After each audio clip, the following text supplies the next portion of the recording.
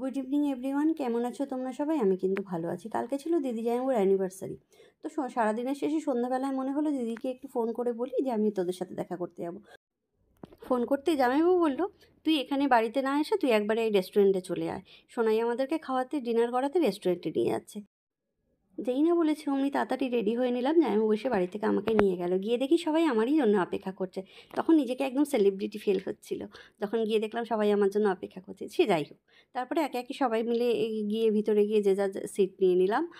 যে টেবিলগুলোতে আমরা বসবো, আমরা 6 জন গেছিলাম, দিদি জামাইবাবু, দিদির মেয়ে আর হবু জামাই আর তার বোন আর আমি। ব্যাস এই ছিল পার্টির লোকজন।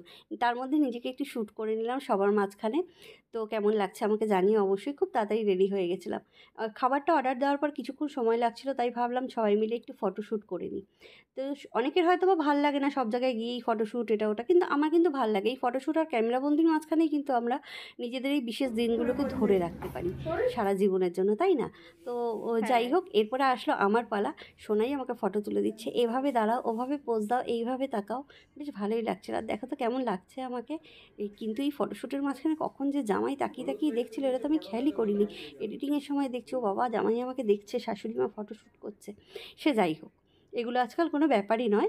জাস্ট আমি ইয়ার্কি করার জন্যই বললাম। ফটো তুলতে আমি নিজেও খুব ভালোবাসি। এইভাবে ওভাবে নানাভাবে দাঁড়ালাম। তারপরে খাবার রেডি হয়ে গেল, সবাইকে ভিতরে ডাকলো। আমরাও ভিতরে গিয়ে আবার বসলাম। এরপরেই চলে এসেছে সামনে সুন্দর সুন্দর খাবার। আহা, কতক্ষণ আর অপেক্ষা করা যায় বলো এত সুন্দর সুন্দর খাবার সামনে পেয়ে। তো স্টার্টারের আগেই মেন কোর্স শুরু করে দিয়েছে কেউ কেউ, কেউ কেউ মেন কোর্সের আগে স্টার্টার। যাই হোক, খাবার দাবার সামনে পেলে যার যেটা ভালো লাগবে সে সেটাই আগে খাবে, ওটা কোনো বড় ব্যাপার নয়। খাবার জিনিস খেলেই হলো। প্রত্যেকটা মেনুই ছিল কিন্তু দারুণ টেস্টি। আর কী কী মেনু ছিল সেটা আর বলছি না, তোমরা তো ক্যামেরাতে দেখতেই পারছো। আর সবাই মিলে খাওয়া দাওয়া শুরু হয়ে গেছে। আর এখানে পরিবেশন করছে আমাকে মোহিনী। বাড়িতে তো রোজ নিজে নিয়েই খাই, কিন্তু আমাকে খেতে দেওয়ার সময় কেউ যদি একটু পরিবেশন করে দেয় আমার খেতে আরও বেশি ভালো লাগে। তো ও ছোট্ট একটা মেয়ে, ও যে আমাকে পরিবেশন করে দিচ্ছে বলে আমার বেশ ভালো লাগছিলো। ওর পরিবেশন আর আমার খাওয়া দুটো মিলে একদম দারুণ ব্যাপার হচ্ছিলো। সেটাই আমি ক্যামেরাবন্দি করলাম আর কি। সে যাই হোক, তোমরা দেখতে পাচ্ছ মেনুগুলো দারুণ ছিল, টেস্টি। আর এই রেস্টুরেন্টটা কিন্তু একদম এখানে নতুন হয়েছে ক্যাফেটা।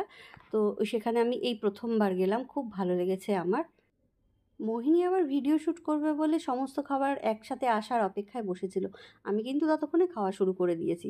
আমার আবার খাওয়ার সামনে পেলে আর এটু নিয়ে আর বেশি ভিডিও করার জন্য অত বেশিক্ষণ বসে থাকতে পারি না। তো যাই হোক, দিদি এদিকে মন দিয়ে খাচ্ছে আর আমার জামাইবাবু তো খাওয়া শুরুর আগেই শেষ হয়ে যায়। খাওয়া অলমোস্ট শেষ, চলে এসছে মজিটো। আহা, সেটা লাস্টে একটা টান দিয়ে দারুণ মজা লাগলো। তোমরা ভিডিওটা কেমন লাগছে আমাকে অবশ্যই জানিও। আর ভিডিওটা কে কোথা থেকে দেখছো অবশ্যই জানিও। খাওয়া দাওয়া শেষ, বিলটাকে পে করলো আমি জানিনি, আর ওটা আমার জানার দরকারও নেই। খাওয়া হয়ে গেছে, দারুণ খেলাম, সবাই মিলে বেরিয়ে যাচ্ছি।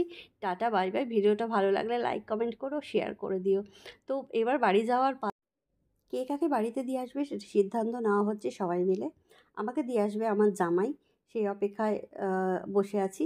আর ওই যে আমার জামাই দাঁড়িয়ে আছে, আর এদিকে সোনাই ভিডিও শ্যুট করছে।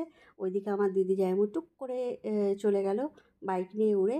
এবার আমি আমার জামাইয়ের পিছনে উঠে বাড়ি চলে যাব। তো চলো, আজকের ভিডিওটা এই পর্যন্তই। টাটা, বাই বাই, সবাই ভালো থেকো, গুড নাইট।